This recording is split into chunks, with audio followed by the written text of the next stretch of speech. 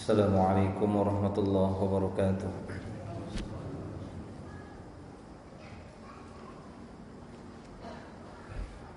Innal hamdalillah nahmaduhu wa nasta'inuhu wa nastaghfiruh. Wa na'udzu billahi min shururi anfusina wa min sayyiati a'malina. Man yahdihillahu fala mudilla lahu wa man yudlil fala hadiya lahu. Asyhadu an la ilaha illallah wahdahu la syarika lahu wa asyhadu anna Muhammadan abduhu wa rasuluh. Ya ayyuhalladzina amanu taqullaha haqqa tuqatih wa la tamutunna illa wa antum muslimun, amma ba'du. Para jemaah kaum muslimin wal muslimat, al-ikhwan wal akhwat rahimani wa rahimakumullah jami'an. Alhamdulillah, kita bersyukur kepada Allah Subhanahu wa taala atas segala karunia dan nikmat-Nya. Malam hari ini kita dapat berjumpa kembali sebagaimana yang telah diinformasikan bahwasanya setiap malam Kamis ini mungkin menjadi majelis yang rutin untuk anak yang mengisinya, gitu ya. Dan sejauh yang anak ketahui, materi yang biasa disampaikan pada malam Kamis ini apa? Sirah Nabawi. Baik. Saya masih mempelajari ya di antara maddah dirosah atau mata pelajaran yang cocok untuk disampaikan, apakah tetap melanjutkan itu nanti ataukah ada mata pelajaran yang lainnya yang lebih aham, yang lebih penting ataupun yang lebih utama didahulukan. Akan tetapi untuk pertemuan kali ini kita mungkin masih sedikit melanjutkan dari nasihat-nasihat bagi para penuntut ilmu untuk kita semua, di mana telah kita sampaikan di dalam beberapa pertemuan.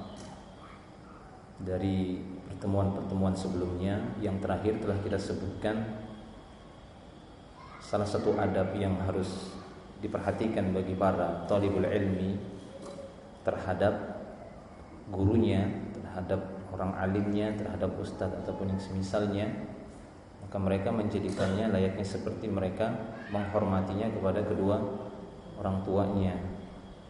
Itu yang pernah kita sampaikan pada pertemuan yang telah lalu, dan semoga antum masih bisa mengingat poin-poin pentingnya dan faedah-faedahnya.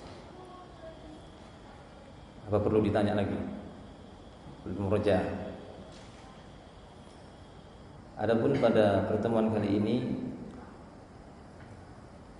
yaitu satu pembahasan yang mungkin sudah disampaikan secara berulang-ulang, tidak hanya bagi para penuntut ilmu, akan tetapi bagi siapa saja, bagi setiap muslim,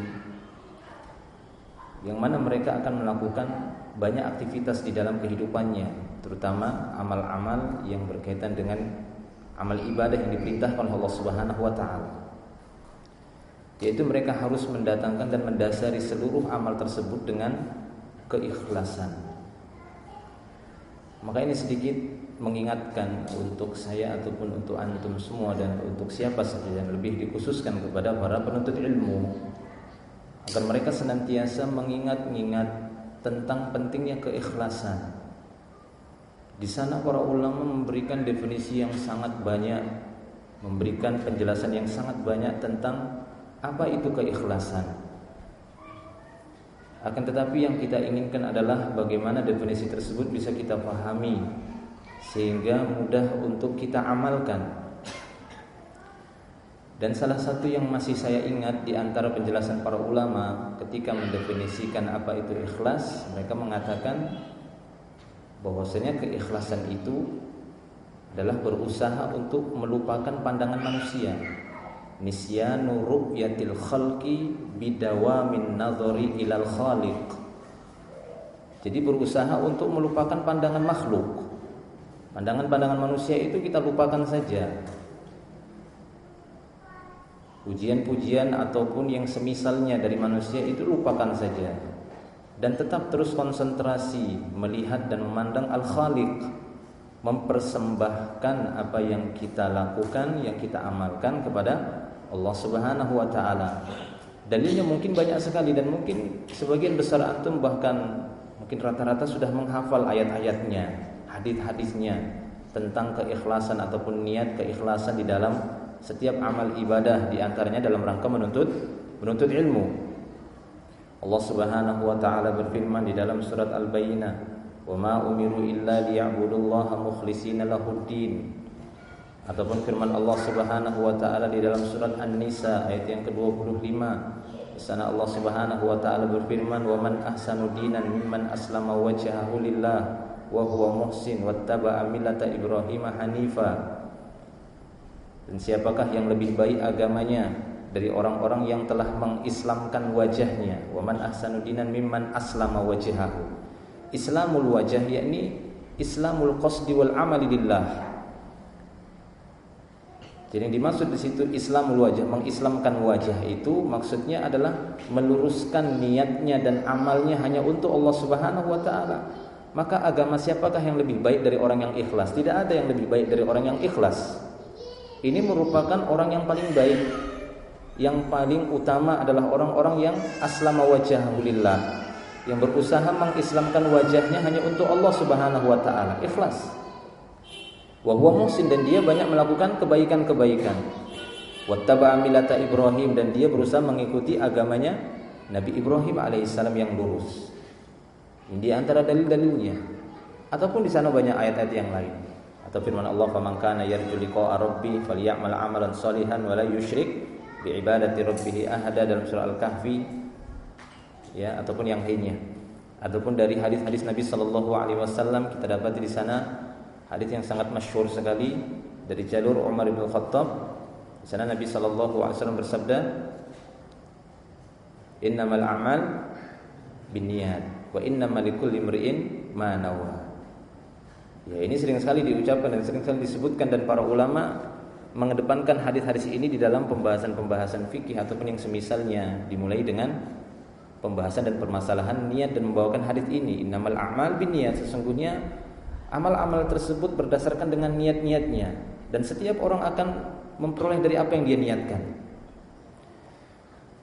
Lebih khusus lagi bagi para penuntut ilmu, karena di sana secara khusus Nabi SAW pernah menceritakan bagaimana peristiwa di yaumil qiyamah, pada hari akhir nanti, ketika Allah Subhanahu wa taala menghisab dan menghukumi setiap amal dari amalan para hamba, dan yang pertama sekali dieksekusi itu, yang diinterogasi ataupun yang ditanyai adalah orang-orang yang melakukan kebaikan-kebaikan yang utama, seperti orang yang berjihad, orang yang menuntut ilmu, dan yang menginfakkan hartanya. Dalam sebuah hadis yang disebutkan oleh Abu Hurairah radhiyallahu anhu, dia berkata, "Sami'tu Rasulullah sallallahu alaihi wasallam yaqul."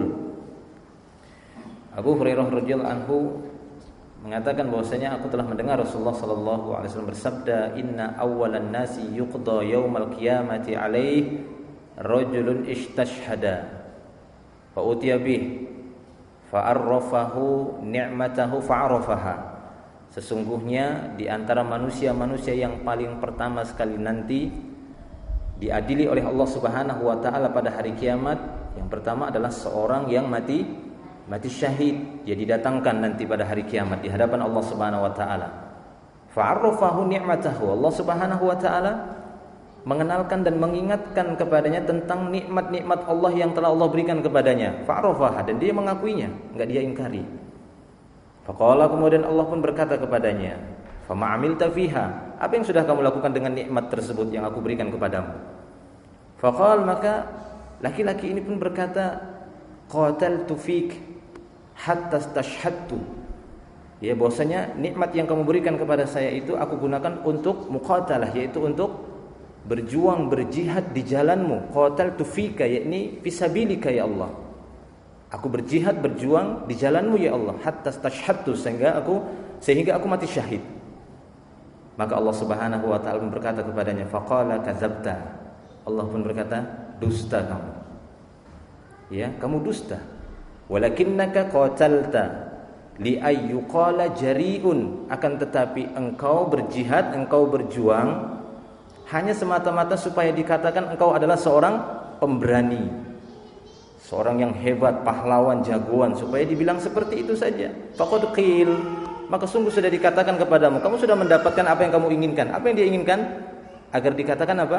Jari'un, syuja'un, atau yang semisalnya, batalun, agar kamu dikatakan pahlawan, orang hebat, pemberani dan semisalnya. Faqad qila, sudah dikatakan seperti itu. Fa'amara bihi, maka Allah Subhanahu wa taala memerintahkan, fasuhiba ala wajhihi hatta ulqiya finnar, maka dia pun diseret di atas wajahnya sehingga dia dilemparkan ke dalam api neraka.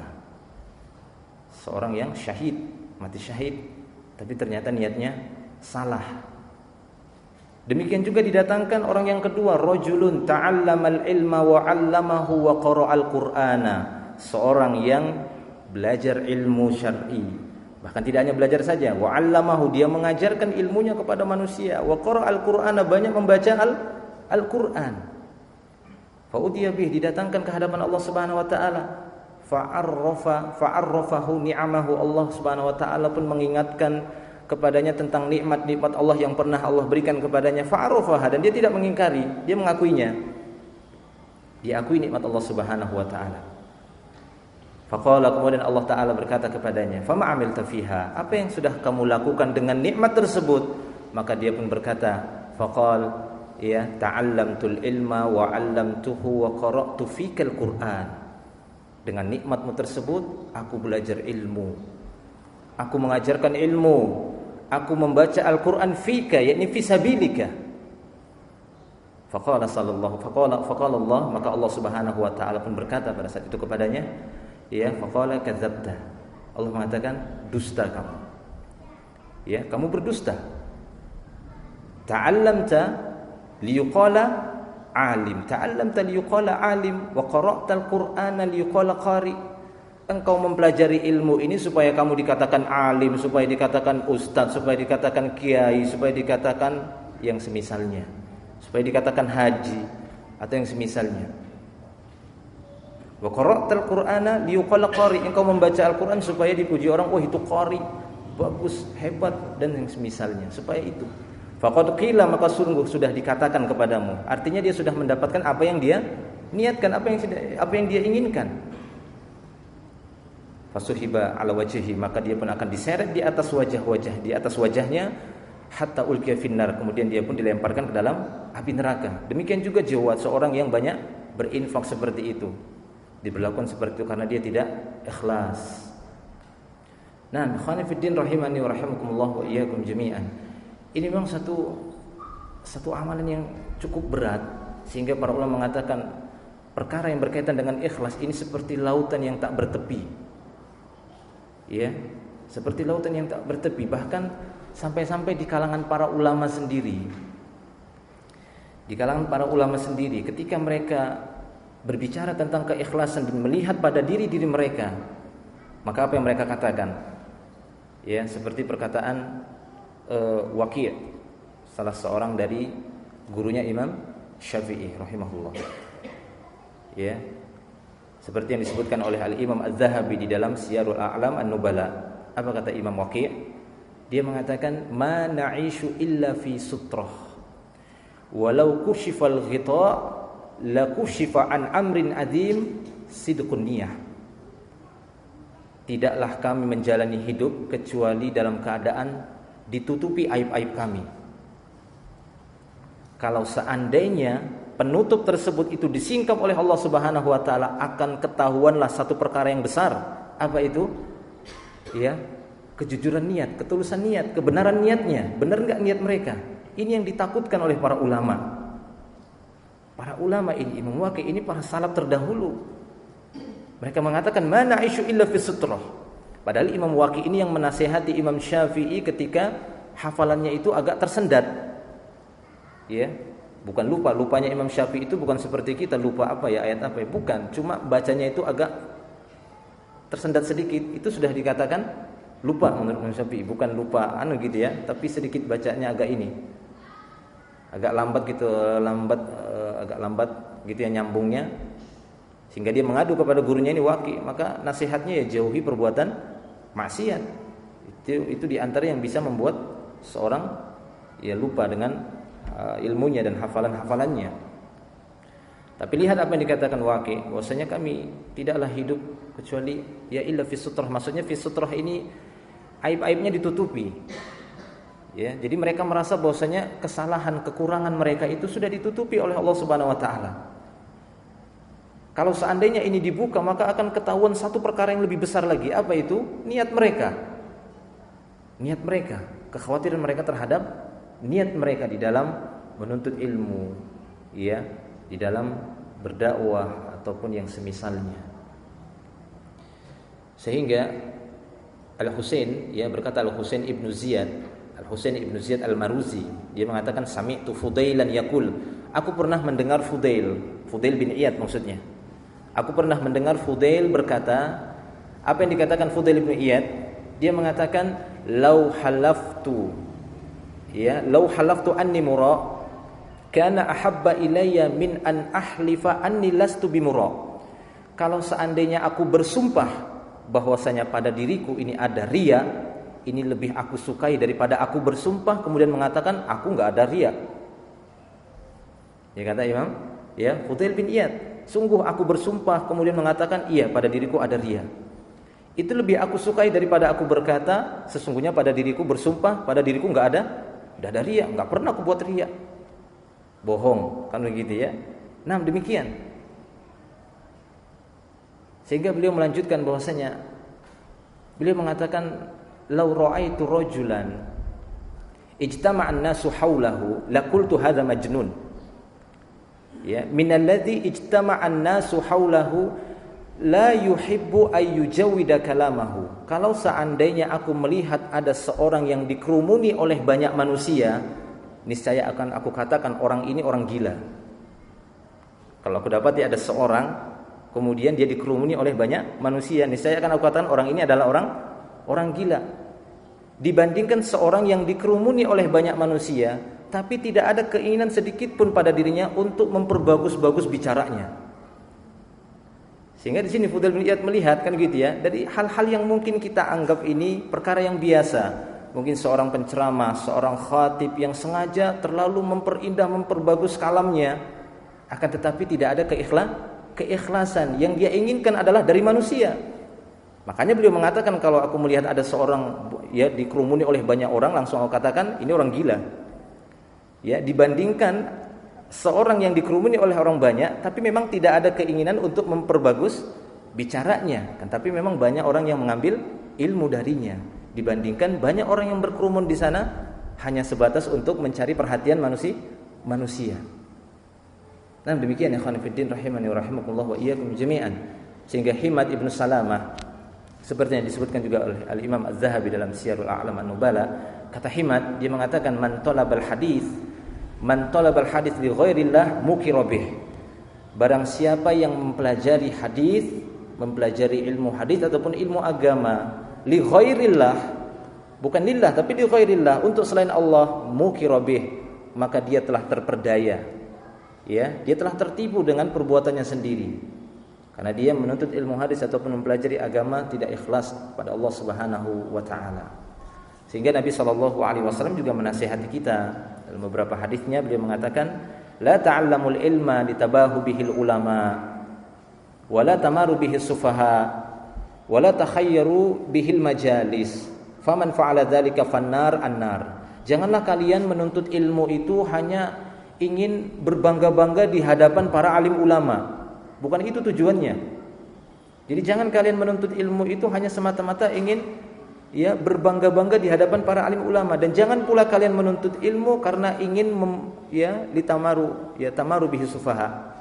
Itu ingin seperti mempercundangi orang-orang sufaha, orang-orang bodoh gitu ya, ingin memain-mainkan orang-orang yang jahil. Bukan itu tujuan menuntut ilmu. Wala takhayyaru bihil majalis, dan janganlah kalian menuntut ilmu hanya untuk mencari tempat-tempat yang bagus di majelis-majelis supaya dikedepankan orang, kalau gitu ya, supaya setiap perkumpulan atau setiap apa dia nanti yang dimajukan. Bukan itu tujuannya. Faman fa'ala dzalika fannar annar. Barang siapa yang melakukan demikian, neraka, kata Nabi sallallahu alaihi wasallam. Ya, jadi bagaimana caranya? Ya benar-benar bahwasanya niat kita, kemudian tujuan kita di dalam menuntut ilmu syar'i tersebut hanya semata-mata mengharapkan balasan dan pahala di sisi Allah Subhanahu wa taala, tidak yang lainnya. Karena sesungguhnya di dalam hati manusia tidak bisa, ya di dalam rongga manusia itu tidak ada dua hati. Kan gitu ya. Di dalam setiap rongga tubuh manusia ada berapa hatinya? Satu. Makanya dalam surat Al-Ahzab di sana Allah taala berfirman, ya, ma ja'alallahu lirajulin min qalbayni fi jawfihi. Ya, ma ja'alallahu lirajulin min qalbayni fi jawfihi. Allah Subhanahu wa taala tidak menjadikan bagi seseorang di dalam rongganya itu ada dua hati, enggak mungkin. Enggak mungkin selamanya, abadi selamanya enggak akan ada dalam rongga tubuh manusia itu dua hatinya. Yang satu untuk Allah, yang satu untuk selain Allah, enggak ada seperti ini. Satu, apakah untuk Allah atau selain Allah. Itu saja pilihannya. Sehingga ketika seorang laki-laki, diriwayatkan oleh Abu Umamah, ya, datang seorang laki-laki ke hadapan Nabi sallallahu alaihi wasallam, dia bertanya kepada Rasulullah sallallahu alaihi wasallam, "Ya Rasulullah, ara'aita rajulan ghaza yaltamisul ajra wa dzikra malahu?" Wahai Rasulullah, bagaimana menurut engkau tentang seseorang yang berperang di jalan Allah? Berperang di jalan Allah, yaltamisul ajra, iltimasnya yang menjadi tuntutan dan tujuannya adalah mencari pahala dan dzikromalahu, supaya dia disebut-sebut, iya, supaya disebut-sebut amalnya tersebut. Jadi ada dua niatnya. Ini enggak bisa, enggak diterima yang seperti ini. Ma ja'alallahu lirajulin min qalbayni fi jawfi. Allah tidak menjadikan pada rongga seorang itu ada dua hatinya. Sehingga seorang itu hanya dipilih tujuannya akhirat atau dunia. Kemudian dia mengatakan, "Oh, kita kan enggak boleh lah dunia semua, ya harus 50-50 lah. 50 akhirat, 50 dunia." Bohong, enggak ada seperti ini. Pilihannya antum itu memang tujuannya akhirat atau dunia, itu saja. Kan seperti itu. Kalau memang tujuannya akhirat, akan tapi di sana terdapat arakil, ada halangan-halangan, inilah dia namanya perjuangan. Atau memang sama sekali tidak ada tujuannya atau keinginannya untuk kebahagiaan akhiratnya, memang dunia. Man kana yuridul hayatad dunya wa zinataha nuwaffi ilaihim a'malahum fiha wa hum fiha la yubkhasun. Ulaika laisa lahum fil akhirati illa an-nar wa habita ma sana'u fiha wa batilul makanu ya'malun. Barang siapa yang benar-benar menginginkan kehidupan dunia saja dan perhiasan kemewahannya, akan kami sempurnakan pekerjaan amalannya tersebut untuk mendapatkan dunia, akan disempurnakan dan mereka enggak akan pernah rugi. Untung terus sampai untung terus. Lupa dia. Untung terus, enggak akan pernah rugi. Tapi ingat, nanti di akhirat mereka enggak mendapatkan bagian kecuali api neraka. Wa habita ma sana'u fiha, dan batallah, habislah semua apa yang mereka lakukan semasa di dunia. Sona'u itu tahu sona'u ya. Sona itu kan makanya dikatakan pabrik itu kan masna, kan gitu ya. Sone, orang-orang yang apa gitu ya, menciptakan satu teknologi kan gitu ya, itu namanya masna, itu kan pabrik gitu ya.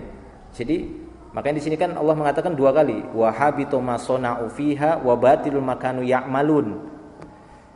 Jadi hasil-hasil pekerjaan tangan mereka ketika di dunia, mungkin mereka buat HP, kemudian buat listrik, buat perusahaan-perusahaan yang besar. Ini kan kalau seandainya ini seorang muslim yang tujuan dia membuat itu adalah mendapatkan pahala di akhirat, ini besar enggak pahalanya?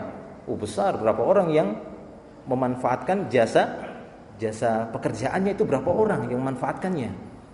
Kan begitu ya? Berapa orang, dan berapa juta manusia yang mengambil manfaat dari hasil perbuatannya. Ini kan pahalanya besar karena memang tujuannya dan niat dia untuk mendapatkan pahala di akhirat. Tapi tidak, Allah Subhanahu wa taala membatalkan itu semua. Enggak berlaku ini, enggak dapat pahalanya. Wa batil makanu ya'malun, dan apa yang mereka amalkan juga batal.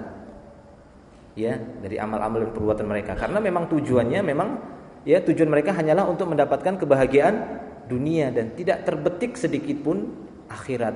Ini berbeda dengan orang yang masih ada tujuannya memang untuk akhiratnya. Nah, demikian ikhwan fillah rahimani wa rahimakumullah wa iyyakum jami'an. Ya, sehingga keikhlasan di dalam menuntut ilmu itu memang harus satu, ataupun pada amal-amal yang lainnya. Apalagi kita dapati menuntut ilmu ini merupakan amalan yang paling Amalan yang paling mulia. Ya, menuntut ilmu. Karena seluruh amal-amal itu ya dibangun juga di atas keilmuannya. Tidak hanya sebatas ikut-ikutan saja. Karena itulah nanti yang akan dia jawab ketika dia ditanya, ya, ketika ditanya di dalam kuburnya, dia akan menjawab, ya saya cuma ikut-ikutan saja. Orang begini, orang begitu, ya saya ikut saja. Kenapa? Karena dia tidak punya ilmu. Orang yang punya ilmu dia akan bisa menjawab ketika ditanya siapa Rabbnya, apa agamanya. Nah, ikhwan fillah rahimani wa rahimakumullah wa iyyakum jami'an. Di sana juga ada satu azhar yang menunjukkan mungkin sebagian kita mendapati bahwasanya pada dirinya dahulu ketika menuntut ilmu memang tidak memikirkan hal seperti ini, tentang keikhlasan itu tidak terbetik baginya. Ya nuntut ilmu saja, kan begitu ya. Datang, faham, datang, faham. Tapi tidak dia usahakan untuk meluruskan niatnya. Ini bagaimana? Ini juga dialami oleh para ulama-ulama terdahulu. Para salafun as-salih, seperti yang dituturkan oleh Mujahid, ya, wa ghairu wahid minal ulama. Bahkan disebutkan dari banyak ulama, mereka mengatakan talabnal ilma wa ma lana fihi niyyah thumma razaqallahu niyyah ba'd. Kami menuntut ilmu awalnya itu tanpa niat, ya, talabnal ilma wa ma lana fihi niyyah. Kami menuntut ilmu dulu awal-awalnya itu wa ma lana fihi niyyah, tidak ada niat, enggak pakai niat. Kemudian setelah itu Allah Subhanahu wa taala merezekikan kepada kami niat yang ikhlas itu. Ini dijelaskan oleh Syekh Muhammad bin Ibrahim, ya, Al-Utsman di dalam kitabnya An-Nubath fi Adabi Thalibil Ilmi. Yang dimaksud oleh Mujahid di sini dan sebagian para ulama bahwasanya mereka mengatakan kami menuntut ilmu dulu tanpa niat, maksudnya talabuhu bila niyatin dunyawiyatin waladiniyatin. Maksudnya mereka dulu awal-awalnya ketika menuntut ilmu tanpa ada niat untuk menegakkan agama dan tanpa ada niat untuk mencari di dunia. Tapi apa? Mahabbatan fil ilmi, hanya semata-mata senang dan cinta dengan ilmu, suka dengan ilmu. Ya, suka dengan ilmu. Nah, seperti itu. Sehingga Allah Subhanahu wa taala pun merezekikan kepada mereka karena kecintaan mereka terhadap ilmu. Nah, ini juga dialami oleh para ulama-ulama terdahulu. Awalnya mereka itu tidak memperhatikan seperti itu, bagaimana itu keikhlasan. Ya, setelah itu baru Allah Subhanahu wa taala merezekikan kepada mereka keikhlasan, tapi awalnya mereka hanya sebatas mahabbatan fil ilm. Ya, kenapa kata beliau? Idil jahlu ta'bahun nufusu zakiyah wal fitrud zakiyah. Karena sesungguhnya yang namanya kebodohan, orang-orang yang masih memiliki jiwa yang normal dan fitrah yang masih lurus, ini akan membenci kebodohan, ya atau tidak? Ya kan begitu ya. Sehingga dia tidak mau bodoh, ya, dia tidak mau menjadi orang yang bodoh, kemudian dia belajar. Kenapa? Karena dia cinta dengan kepintaran, dia cinta dengan kecerdasan. Akan tetapi keikhlasan itu belum ada pada saat itu. Maka ketika dia mencintai ilmu itu, di sanalah Allah Subhanahu wa taala merezekikan kepadanya keikhlasan. Ini dialami oleh para ulama-ulama terdahulu. Sehingga mereka mengatakan semoga ini termaksud dalam firman Allah Subhanahu wa taala dalam surat At-Taubah ayat 102, ya. Di sana Allah Subhanahu wa taala berfirman, wa akharuna i'tarafu bi dzunubihim khalatu amalan salihan wa akhara sayyi'an wa asallahu ayatuba alaihim innallaha tawwabur rahim. Ya, innallaha ghafurur rahim. Jadi dalam surat At-Taubah itu ayat yang ke-102 Allah Subhanahu wa taala berfirman bahwasanya ada orang-orang yang mengakui dosa-dosanya, wa akharuna i'tarafu bidzunubihim. Ada orang-orang yang memang mereka mengakui dosa-dosa dan kesalahan mereka. Kenapa? Khalatu amalan sholihan wa akhara sayyi'an. Karena mereka mencampur adukkan antara amal soleh, kemudian amal yang lainnya adalah amal yang sayyi'an, amal yang buruk. Maksudnya apa? Maksudnya mereka menuntut ilmu, mereka berbuat baik, tapi mereka juga berbuat maksiat, buat baik maksiat. Maka semoga orang-orang yang awalnya tidak ikhlas gitu ya. Maksudnya tidak ikhlas ini tidak menghadirkan niat keikhlasan, hanya sebatas cinta dengan ilmu, semoga masuk ke dalam, ya, perkara ini yang mana asallahu ayatuba alaihim. Semoga Allah Subhanahu wa taala menerima taubat mereka. Nah, demikian ya ikhwan fillah rahimani wa rahimakumullah wa iyyakum jami'an. Jadi jelas bahwasanya di dalam menuntut ilmu, ya, ini merupakan amal yang mulia. Seharusnya dan seyogianya kita harus meluruskan niat tadi, sebagaimana Nabi SAW ketika ditanya tentang seorang yang berperang, yaltamisul ajra wa dzikra malahu, dia menyebutkan dua niatnya, ini enggak bisa kan gitu ya. Dia ingin pahala tapi ingin juga disebut-sebut namanya, ingin tenar, ingin populer. Maka Rasulullah menjawab la syai'a fa a'adaha Thalatha marrat, bahkan beliau mengulangi sampai 3 kali. La syai'a lahu, la syai'a lahu, la syai'a lahu. Ini enggak ada sedikit pun baginya, enggak ada pahala sedikit pun baginya. Innallaha la yaqbalu minal amal illa ma kana lahu khalisan wa batagha wajhallah wa batagha wajhahu. Sesungguhnya Allah Subhanahu wa taala tidak menerima dari amal itu kecuali amal yang di dalamnya itu benar-benar keikhlasan dan hanya mengharapkan wajah Allah Subhanahu wa taala. Inilah yang diterima oleh Allah Subhanahu wa taala. Sehingga tidak akan ada dua niat di dalam ya amal-amal solehnya, terutama di dalam talabul ilminya, maka harus dengan penuh keikhlasan.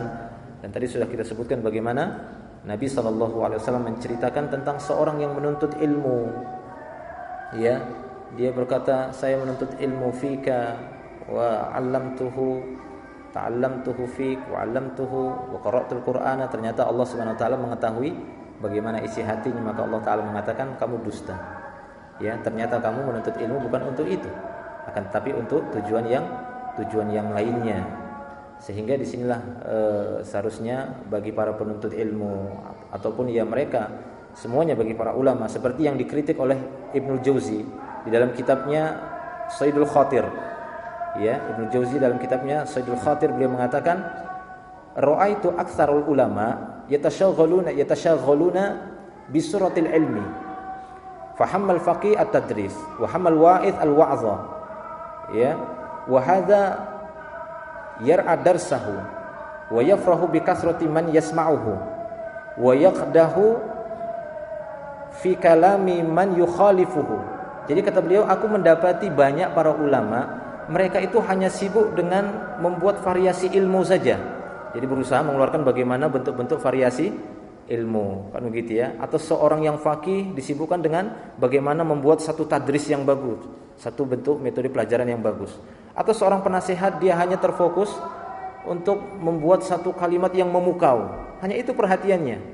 Ataupun seorang, dia merasa gembira ketika banyak orang yang mendengar ceramahnya, tapi kalau sedikit dia marah-marah, nggak mau isi, sedikit ya isi misalnya, kan gitu ya. Nah, ini dikritik oleh ya Ibnu Jauzi. Tidak bisa seperti itu. Ya, ataupun seorang dia marah-marah kenapa? Karena ada yang membantah pendapatnya. Nah, demikian. Jadi, akhwan fillah rahimani wa rahimakumullah wa iyyakum jami'an, karena sesungguhnya keikhlasan itu merupakan perkara antara seorang hamba dengan Rabb-nya. Oleh karena itu, seperti yang kita sebutkan tadi, bagaimana keikhlasan itu berusaha untuk melupakan pandangan manusia dan berusaha fokus dengan perhatian Allah Subhanahu wa taala. Ini saja yang mungkin bisa kita sampaikan. Insyaallah nanti untuk pertemuan berikutnya saya belum bisa memastikan ya mata pelajaran apa yang akan kita bahas, apakah meneruskan Sirah Nabawi ataukah pelajaran penting yang lainnya. Nanti insyaallah mudah-mudahan Allah Subhanahu wa taala memberikan ya keputusan yang terbaik untuk kita semua. Wallahu a'lam bishawab. Karena saya melihat juga banyak sudah ini ya mata pelajaran diniyah yang gitu ya, kaidah fikih ada, kemudian apalagi banyak gitu ya, usul salasah ini insyaallah. Ya, mungkin ini saja ya. Cukup ya insyaallah. Ada yang mau bertanya? Silahkan kalau ada bertanya. Iya, betul. Assalamualaikum warahmatullahi wabarakatuh. Apakah boleh kita orang baru ini ya?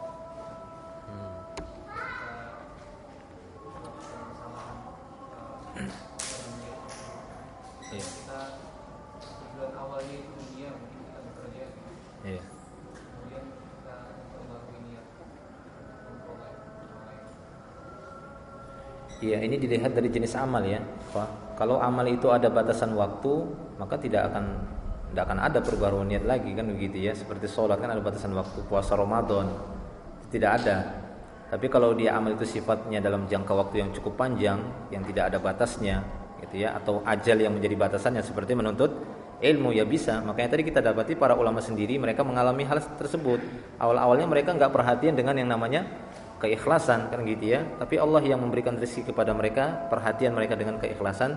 Setelah berapa lama mereka belajar, yang awalnya mereka hanya sebatas cinta ilmu saja. Tapi kalau amal-amal yang terbatas dengan waktu seperti sholat, puasa kan begitu ya, ada batasannya, itu tidak ada namanya diperbarui niatnya kan begitu ya. Yang ada hanyalah bertobat ya, bertobat kepada Allah dan meminta ampun kepada Allah dan memperbanyak doa supaya amal itu diterima di sisi Allah dan dibersihkan dari hal-hal yang menghalanginya. Itu saja usaha kita insyaallah. Wallahu a'lam bishawab. Cukup ya insyaallah. Ini dulu. bisa kita sampaikan. Wa akhiru da'wana alhamdulillah. Subhanakallahumma bihamdika asyhadu an la ilaha illa anta astaghfiruka wa atubu ilaik. Assalamualaikum warahmatullahi wabarakatuh.